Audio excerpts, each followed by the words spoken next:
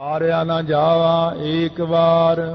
कहते ये मैं तो वह एक वाल भी नहीं कथन कर सकता, क्योंकि कोट ब्रह्मंड को ठाकुर स्वामी सर्वजियां का दाता रे ਉਹਦੇ शरीर ਦੇ ਵਿੱਚ ਜਿਹੜਾ ਇੱਕ ਰੋਮ है काल पुरख की देह मो कोटक विष्णु महेश कोट इंद्र ब्रह्मा किते रावसा ਸਕਰੋਰ ਜਲੇਸ।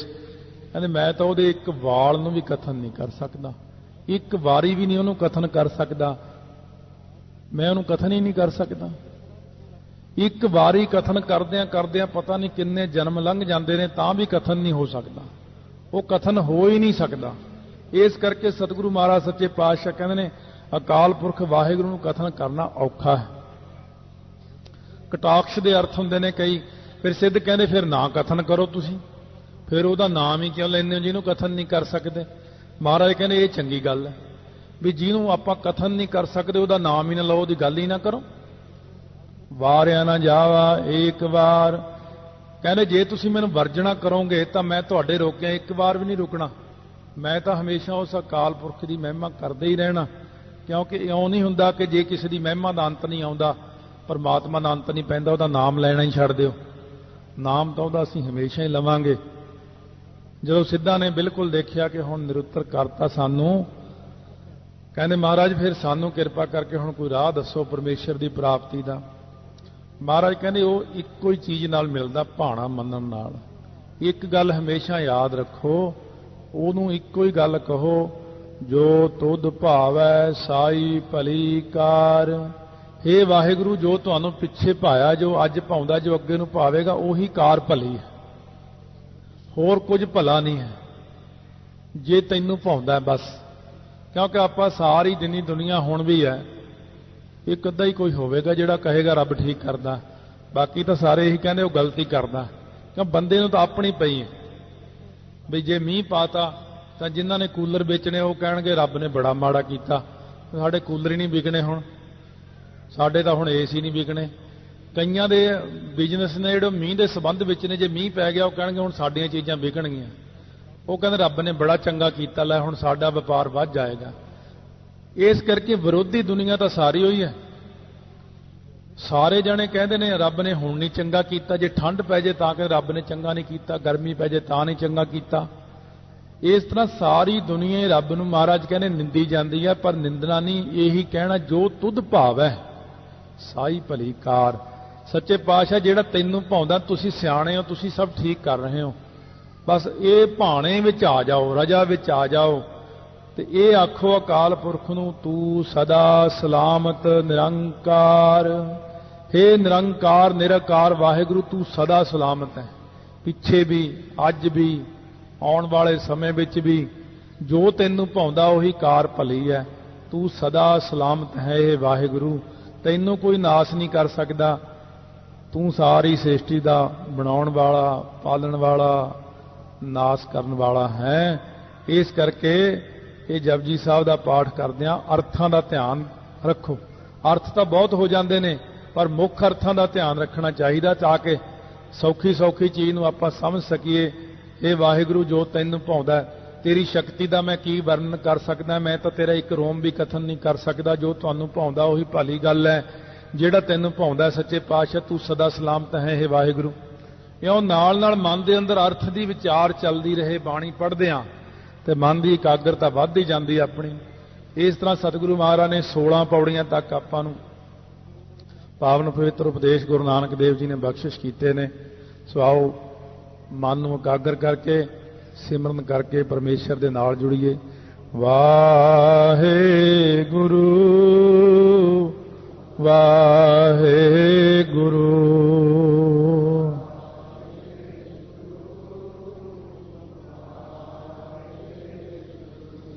वाहे गुरु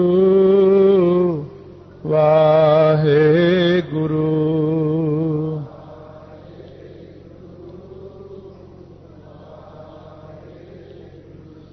वाहे गुरु वाहे गुरु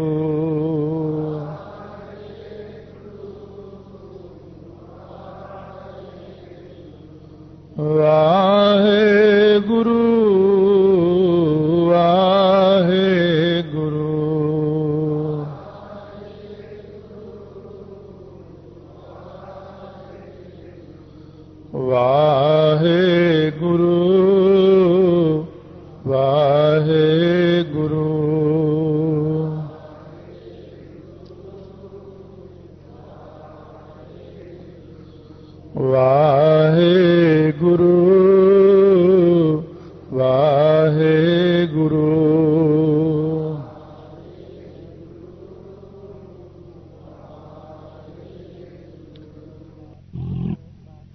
ਹੁਣ ਅਣਗਿਣਤ ਸੰਸਾਰ ਦੀ ਮਿਥਿਆ ਦੱਸਦੇ ਨੇ ਕਿ ਅਸੰਖ।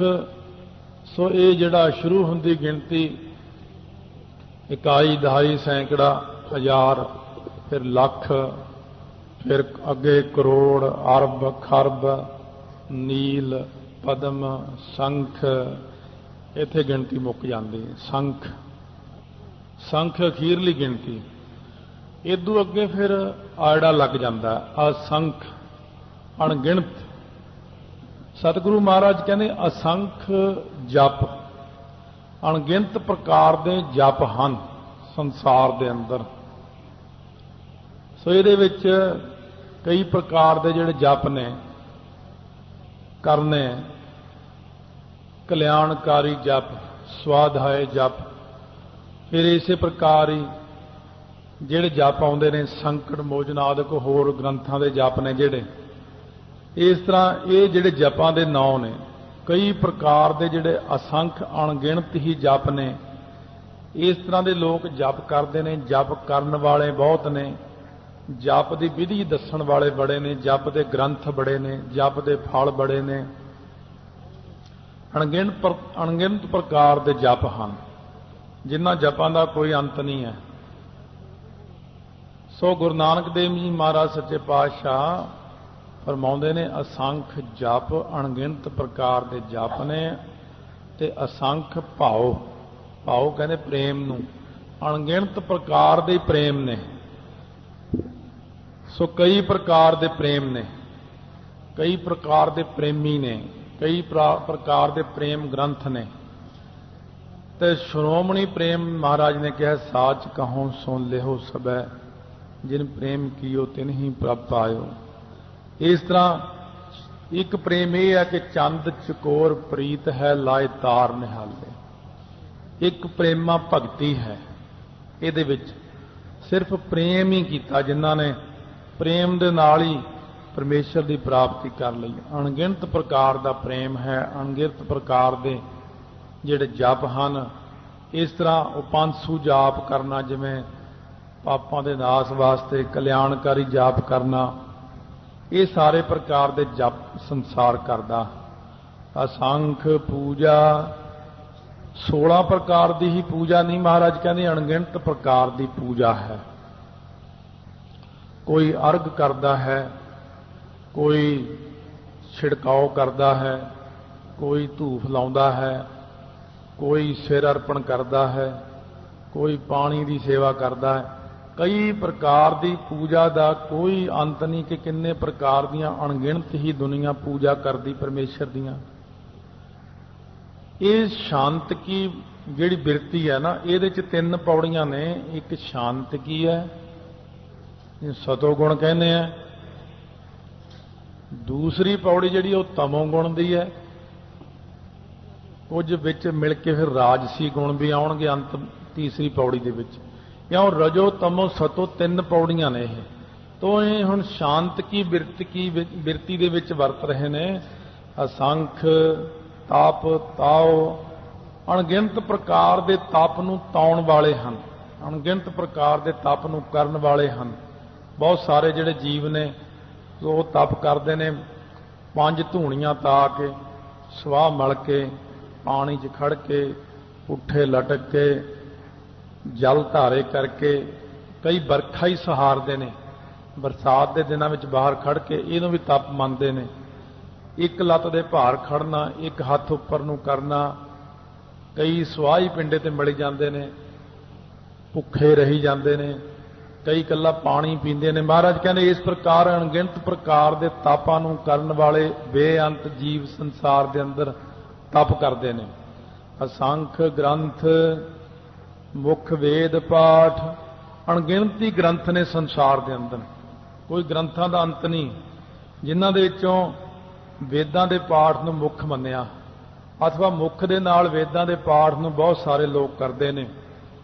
ਅਣਗਿਣਤ ਪ੍ਰਕਾਰ ਦੇ ਜਿਹੜੇ ਗ੍ਰੰਥ ਨੇ, ਇਹਨਾਂ ਗ੍ਰੰਥਾਂ ਵਿੱਚ ਅਣਗਿਣਤ ਪ੍ਰਕਾਰ ਦੇ ਫਲ ਲਿਖੇ ਹੋਏ ਨੇ, ਵਿਧੀਆਂ ਲਿਖੀਆਂ ਹੋਈਆਂ ਨੇ।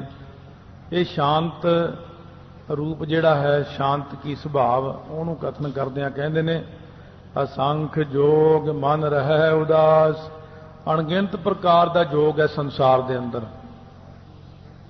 लय योग है, हठ योग है, मंत्र योग है, ध्यान योग है, ज्ञान योग है, अगरपत योग है, सगरपत योग, 44 प्रकार का योग, 101 प्रकार का कुल योग है। हुण लय योग दे विच बिरती सुते सिद्ध कोई करोड़ां चों एक बंदा हुंदा जिहदियां बिरतियां अपने आप ही इकट्ठियां हो जांदियां। प्रमाण विपर्जय निंद्रा विकल्प सिमरती 5 बिरतियां अपने आप ही कईयां दियां सुते सिद्धी सारी जिंदगी उन्हां नूं विकार ही नहीं फुरदे। वो तो कोई भागां वाला ही हुंदा करोड़ां चों एक। कई मंत्र दे नाल अपनी बिरती नूं रोकदे ने, कई हठ नाल रोकदे ने, कई प्रकाश नाल रोकदे ने। आपो अपनी विधियां ने हरेक प्रकार दियां, ज्ञान योग, ध्यान योग, कई ज्ञान नाल जोड़ते हैं, कई ध्यान नाल बिरती रोकते हैं, कई अगरपत योग बिना मंत्र तो ही बिरती नूं रोकते हैं, श्वासां नूं चढ़ाउंदे, कई सगरपत जिहड़े सगरपत वाले ये समेत मंत्र दे बिरती नूं जोड़न नूं कहने ने सगरपत। मन रहा है उदास, कई अणगिणती यह जिन्हें जिहड़े मन करके उदास ही रहंदे ने, वो पराम रहंदे ने, बाहर जंगलों में ही तुरे रहंदे ने, जां दुनिया च रह के घरे रह के भी उदास रहंदे ने। सो महाराज सच्चे पातशाह जिवें बचन करदे, गुरसिख जोगी जागदे माया अंदर करन उदासी। वो जिहड़े यह जे अणगिणत योग करन वाले ने वो उदास रहंदे ने, मन दे अंदर माया तो उपराम रहंदे ने। इस तरह के लोग योग करदे अणगिणत प्रकार दे। असंख भगत अणगिणती भगत ने, कोई भगतां की गिनती नहीं। 4 प्रकार के भगत तां सुते सिद्ध ही गिने ने आपां ने। आरत भगत, दुखी होकर भगती करनी।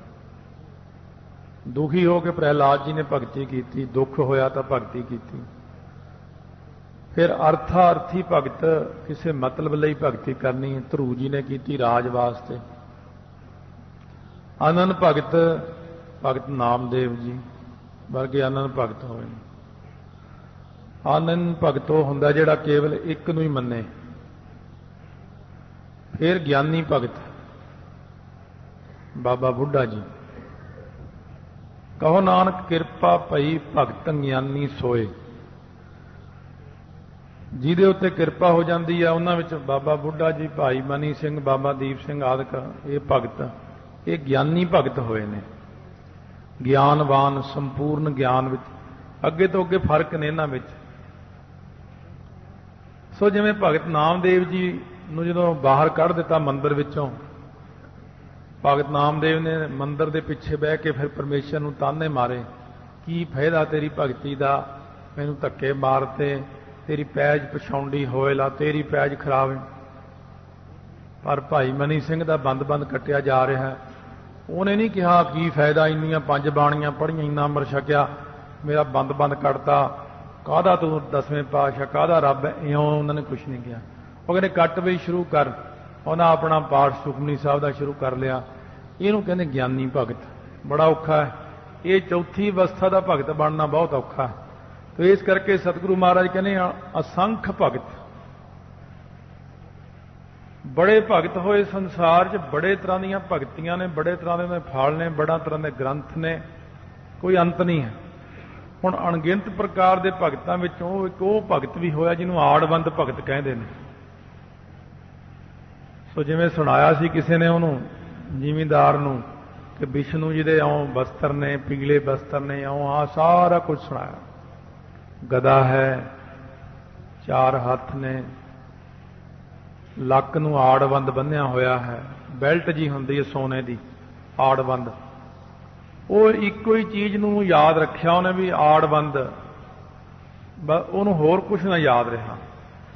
वो एक जगह के उत्ते बह के आड़वंद आड़वंद आड़वंद यही जाप करन लग पिया। विष्णु जी कहन लगे लक्ष्मी मेरा एक नवा ही भगत है, मेरा नवा ही नाम रखिया उन्हें। कहने की नाम रखिया? कहने आड़वंद। कहने ये की होया? कहने उन्हें सुनिया तो सारा कुछ सी पर उन्होंने आड़वंद ही चेते रह गया। इस करके यह जे भी भगत ने जिहड़े आड़वंद ही जाप करते हैं। ਜਿਵੇਂ ਭਗਤ ਰਾਮਾਨੰਦ ਜੀ ਨੇ ਕਿਹਾ ਸੀ ਭਾਜਾ ਲੋਟਾ ਮਾਰਾਂਗੇ, ਉਹਨੇ ਭਾਜਾ ਲੋਟਾ ਮਾਰਾਂਗੇ ਸਮਝਿਆ ਵੀ ਪਤਾ ਨਹੀਂ ਸਿਮਰਨ ਦਿੱਤਾ ਕੋਈ ਮੈਨੂੰ, ਉਹ ਵੀ ਭਗਤ ਹੈ। ਅਨੇਕ ਪ੍ਰਕਾਰ ਦੇ ਭਗਤ ਨੇ, ਕੋਈ ਕੈਸਾ ਭਗਤ ਹੈ, ਕੋਈ ਅਣਗਿਣਤ ਹੀ ਭਗਤ ਨੇ। ਅਸੰਖ ਗੁਣ, ਅਣਗਿਣਤ ਪ੍ਰਕਾਰ ਦੇ ਗੁਣ ਨੇ। ਸਤ, ਸੰਤੋਖ, ਦਇਆ, ਧਰਮ, ਵਿਚਾਰ, ਸ਼ਰਵਣ, ਮੰਨਣ, ਅਧਿਆਸਣ, ਤਤਵੰਗ ਦਾ ਸੋਧਨ ਕਰਨਾ, ਇਹਨਾਂ ਦਾ ਕੋਈ ਅੰਤ ਨਹੀਂ। ਸ਼ੁਭ ਗੁਣਾਂ ਦਾ ਕੋਈ ਅੰਤ ਨਹੀਂ ਹੈ। ਫਿਰ ਗਿਆਨ ਕਈ ਪ੍ਰਕਾਰ ਦਾ ਹੈ, ਸੋ ਪਰਾ ਗਿਆਨ, ਅਪਰਾ ਗਿਆਨ। ਫਿਰ ਵਿਚਾਰ, ਪਤਾ ਨਹੀਂ ਕਿੰਨੇ ਤਰ੍ਹਾਂ ਦੇ ਵਿਚਾਰ ਨੇ, ਆਪੋ ਆਪਣੇ ਹਰੇਕ ਦੇ ਵਿਚਾਰ ਨੇ। ਵਿਚਾਰਾਂ ਦਾ ਵੀ ਕੋਈ ਅੰਤ ਨਹੀਂ ਹੈ। ਅਸੰਖ ਸਤੀ, ਅਣਗਿਣਤ ਪ੍ਰਕਾਰ ਦੀਆਂ ਸਤੀਆਂ ਹਨ ਸੰਸਾਰ ਦੇ ਵਿੱਚ। ਸਤ ਪ੍ਰਤੱਗੀ ਰਾਜੇ ਹਨ। ਸਤੀ ਉਹਨੂੰ ਕਹਿੰਦੇ ਨੇ ਗੁਰਮਤਿ ਅਨੁਸਾਰ ਜਿਹਦੇ ਮਨ ਦੇ ਅੰਦਰ ਇੱਕੋ ਹੀ ਗੱਲ ਹੈ ਕਿ ਏਕਾ ਪੁਰਖ ਸਬਾਈ ਨਾਰ, ਜਿਨ੍ਹਾਂ ਦਾ ਧਿਆਨ ਸਿਰਫ ਆਪਣੇ ਪਤੀ ਵਿੱਚ ਹੈ, ਬਾਕੀ ਸਾਰੀ ਸ੍ਰਿਸ਼ਟੀ ਨੂੰ ਇਸਤਰੀਆਂ ਰੂਪ ਸਮਝਦੇ ਨੇ, ਉਹ ਸ਼੍ਰੋਮਣੀ ਸਾਰਿਆਂ ਨਾਲੋਂ ਸਤੀ ਗਿਣੀ ਜਾਂਦੀ। ਇੱਕ ਉਹ ਨੇ ਜਿਹੜੀਆਂ ਪਰਿਵਾਰ ਦੇ ਵਿੱਚ ਰਹਿੰਦੀਆਂ ਹੋਈਆਂ, ਵੱਡਿਆਂ ਨੂੰ ਪਿਤਾ ਸਮਾਨ, ਬਰਾਬਰਦਿਆਂ ਨੂੰ ਭਰਾ, ਛੋਟਿਆਂ ਨੂੰ ਆਪਣੇ ਪੁੱਤਰ ਜਾਣਦੀਆਂ ਨੇ। ਇੱਕ ਇਹ ਬਿਰਤੀ ਹੈ। ਇੱਕ ਤੀਸਰੀ ਪ੍ਰਕਾਰ ਦੀਆਂ ਸਤੀਆਂ ਦੀ ਬਿਰਤੀ ਇਹ ਹੈ ਕਿ ਪਤੀ ਨੂੰ ਪਤੀ ਰੂਪ, ਪਰਮੇਸ਼ਰ ਰੂਪ ਜਾਣਨਾ, ਸਤਿਕਾਰ ਬਾਕੀਆਂ ਦਾ ਵੀ ਬਹੁਤ ਕਰਨਾ, ਸਹੁਰੇ ਦਾ, ਸੱਸ ਦਾ, ਜੇਠ ਦਾ, ਦਰਾਣੀ ਦਾ, ਐਸੀਆਂ ਵੀ ਸਤੀਆਂ ਹਨ। ਇੱਕ ਉਹ ਸਤੀਆਂ ਨੇ ਜਿਹੜੀਆਂ ਮਨ ਕਰਕੇ ਡੋਲ ਜਾਂਦੀਆਂ ਨੇ, ਸਰੀਰ ਕਰਕੇ ਕਾਇਮ ਰਹਿੰਦੀਆਂ ਨੇ, ਉਹਨੂੰ ਵੀ ਸਤੀਆਂ ਵਿੱਚ ਮੰਨਿਆ ਜਾਂਦਾ। ਇੱਕ ਉਹ ਸਤੀਆਂ ਨੇ ਜਿਹੜੀਆਂ ਮਨ ਕਰਕੇ ਡੋਲ ਜਾਂਦੀਆਂ ਨੇ, ਸਰੀਰ ਕਰਕੇ ਡੋਲਣਾ ਚਾਹੁੰਦੀਆਂ ਨੇ ਪਰ ਸਮਾਂ ਨਹੀਂ ਮਿਲਦਾ, ਉਹ ਵੀ ਸਤੀਆਂ ਨੇ ਜੇ ਬਚ ਜਾਣ ਤੇ ਅੰਤਮ ਸਮੇਂ ਤੱਕ। ਇੱਕ ਉਹ ਸਾਰਿਆਂ ਨਾਲੋਂ ਸ਼੍ਰੋਮਣੀ ਸਤੀਆਂ, ਤੀਜੇ ਪਾਤਸ਼ਾਹ ਮਹਾਰਾਜ ਕਹਿੰਦੇ ਸਤੀਆਂ ਇਹ ਨਾ ਆਖੀਆਂ ਜੇ ਮੜਿਆਂ ਲੱਗ ਜਲਨ, ਸਤੀਆਂ ਸਈ ਨਾਨਕਾ ਜੇ ਬਿਰਹਿ ਚੋਟ ਮਰਨ। ਬਿਰਹਾ ਦੀ ਚੋਟ ਨਾਲ ਹੀ ਮਰ ਜਾਂਦੀਆਂ। ਜਿਵੇਂ ਸੋ ਭਗਤ ਜੈਦੇਵ ਦੀ ਘਰ ਵਾਲੀ ਪਦਮਾਵਤੀ, ਉਹਨਾਂ ਦੀ ਇਸਤਰੀ ਸੀ, ਰਾਜਾ ਸੀ ਉਹ ਪੀਪਾ ਭਗਤ ਸੀਤਾ। ਸੀਤਾ ਤੇ ਪਦਮਾਵਤੀ ਆਪਸ ਵਿੱਚ ਗੱਲਾਂ ਕਰਦੀਆਂ ਬੈਠੀਆਂ। ਉਹਨੇ ਆਪਣੀਆਂ, ਸੀਤਾ ਨੇ ਕਿਹਾ ਵੀ ਮੇਰੇ ਭਰਾ ਸਾਰੇ ਮਾਰੇ ਗਏ ਲੜਾਈ ਵਿੱਚ, ਫਿਰ ਮੇਰੀਆਂ ਭਰਜਾਈਆਂ ਨੇ ਜਾ ਕੇ ਅੱਗ ਵਿੱਚ ਸੜ ਕੇ ਸਤੀ ਹੋ ਗਈਆਂ। ਪਦਮਾਵਤੀ ਕਹਿਣ ਲੱਗੀ ਇਹਨੂੰ ਸਤੀਆਂ ਨਹੀਂ ਮੰਨਿਆ ਜਾਂਦਾ, ਇਹ ਤਾਂ ਜ਼ਬਰਦਸਤੀ ਹੈ। ਸਤੀ ਉਹ ਹੁੰਦੀ ਹੈ ਜਿਹੜੀ ਪਤੀ ਦੇ ਸੁਣ ਕੇ ਵੀ ਪ੍ਰਾਣ ਮੇਰੇ ਪਤੀ ਨੇ ਛੱਡ ਦਿੱਤੇ, ਪਤੀ ਦਾ ਵਿਛੋੜਾ ਸੁਣਦੀਆਂ ਹੀ ਮਰ ਜਾਂਦੀਆਂ। ਉਹ ਸੀਤਾ ਨੇ ਇਹ ਗੱਲ ਧਿਆਨ 'ਚ ਰੱਖੀ। ਇੱਕ ਦਿਨ ਰਾਜੇ ਪੀਪੇ ਨੂੰ ਕਹਿਣ ਲੱਗੀ ਕਿ ਤੁਸੀਂ ਜੰਗਲ ਵਿੱਚ ਭਗਤ ਜੀ ਨੂੰ ਸ਼ਿਕਾਰ ਨਾਲ ਲੈ ਜਾਓ, ਉੱਥੇ ਕਿਸੇ ਹਿਰਨ ਨੂੰ ਮਾਰ ਮੂਰ ਕੇ ਭਗਤ ਜੀ ਦੇ ਕੱਪੜੇ ਕਿਸੇ ਤਰੀਕੇ ਨਾਲ ਬਦਲੀ ਕਰਵਾ ਦਿਓ, ਕੱਪੜੇ ਹੋਰ ਪਹਿਨਾ ਦਿਓ, ਇਹਨਾਂ ਦੇ ਕੱਪੜਿਆਂ ਨੂੰ ਹਿਰਨ ਦਾ ਖੂਨ ਲਾ ਦਿਓ, ਹਿਰਨ ਦੇ ਖੂਨ 'ਚ ਲਵੇੜ ਕੇ ਜਾਂ ਕਿਸੇ ਵੀ ਜਾਨਵਰ ਦੇ ਖੂਨ 'ਚ ਲਵੇੜ ਕੇ ਭੇਜ ਦਿਓ ਇੱਥੇ। ਰਾਜੇ ਨੇ ਇਸ ਤਰ੍ਹਾਂ ਹੀ ਕੀਤਾ।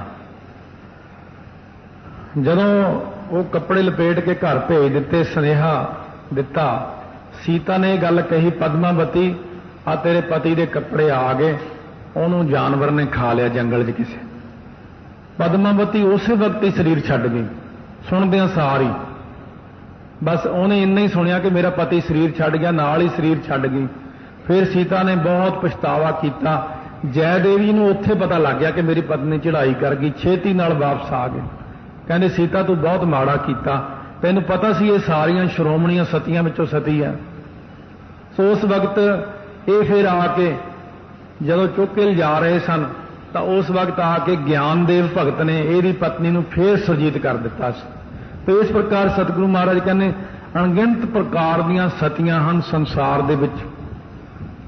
ਸੋ ਐਸਾ ਹੀ ਅਧਿਆਤਮਕ ਰਮਾਇਣ ਪੰਡਤ ਗੁਲਾਬ ਸਿੰਘ ਜੀ ਨੇ ਲਿਖੀ ਹੈ। ਰਾਮਚੰਦਰ ਜੀ ਸੀਤਾ ਨੂੰ ਸੁਣਾਉਂਦਿਆਂ ਕਹਿੰਦੇ ਨੇ, ਕਹਿੰਦੇ ਜਿਹੜੀ ਸਤੀਆਂ 4 ਪ੍ਰਕਾਰ ਦੀਆਂ ਹੁੰਦੀਆਂ ਨੇ, ਜਿਹੜੀ ਆ ਸਾਰੀ ਜ਼ਿੰਦਗੀ ਆਪਣੇ ਮੂੰਹ ਵਿੱਚੋਂ ਕੋਈ ਭੈੜੀ ਗੱਲ ਨਾ ਕਰੇ।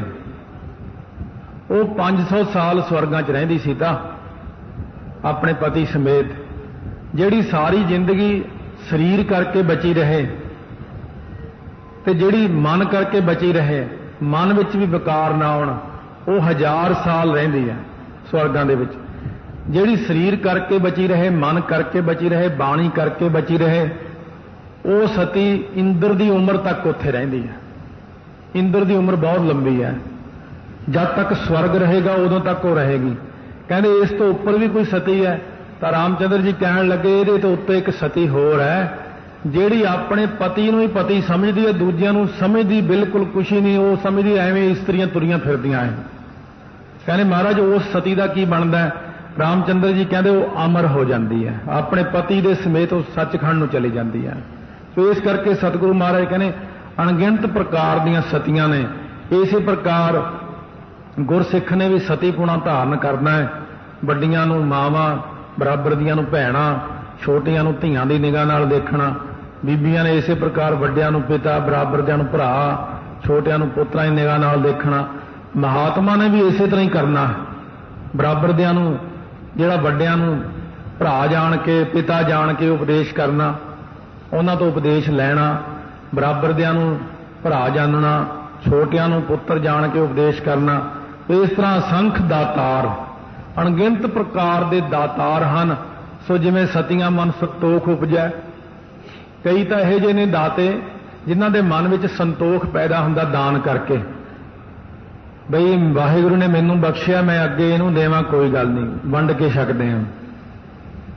एक हुंदे ने जिहड़े देना के विचार, एक वो ने जिहड़े देण दा विचार करदे ने, जे इन्ने दान करिए इन्ने मिलणगे, आह दान करिए आह मिलेगा, वो सोचते ही रहंदे ने। एक दे मंगा है, एक दे के फिर मंगदे रब तो, ढेली दे के हवेली मंगदे ने, गंढा दे के फिर संढा मंगना। परमात्मा दे पुराणियां बोलियां ने, वाहिगुरू मैं सूई दान कीती है, मैनूं कदों स्वर्ग मिलणगे? क्यों निकी निकी गल ते जिहड़े मंगदे रहिंदे ने, दे मंगा सहसा गुणा, 1000 गुणा मंगदे ने। एक वो ने जिहड़े शोभ करे संसार, एक दाते वो ने जिहड़े संसार दे अंदर अपनी शोभा मंगदे ने कि मेरा नाम लिखो बाहर पत्थर ते, या मेरे नाम ते लंगर ला के दूर तक कसोरे पत्तलां खंडा देणियां, भी इहदे नाल साडा नाम हो जाएगा। सिर्फ अपना नाम चमकाउण लई लंगर करना, नाम चमकाउण लई होर धार्मिक काम करने, इहो ਜਿਹੇ लोग ने जिहड़े शोभा वास्ते कर्म करते हैं। क्यों कई वो दाते ने जिहड़े सारिਆਂ ਨੂੰ वंड के छकते हैं और कहने वाहिगुरू ने मैनू दिता है, तुसीं अगे सारे मिल के छको। क्यों रब दे प्यारे दाते हैं। वाहिगुरू वाहिगुरू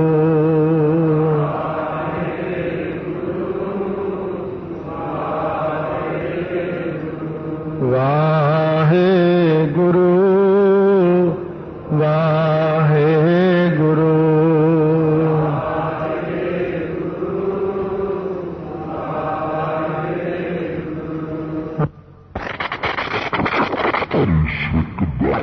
कार करना, कल्ले कल्ले नूं भरावां नहीं जानना, फिर छोटियां नूं बच्चे जान के चंगा उपदेश करना, हमेशा चंगे पासे लाउणा। इस तरह महाराज कहते हैं अपने जीवन नूं ढाल लो। सो इसे तरह ही असंख सूर मोह पाखसार, जिहड़ा असंख सती असंख दातार तक है, ये सृष्टि जिवें 3 तरह की कथन की है। शांत की सृष्टि, फिर तामसी सृष्टि, राजसी सृष्टि।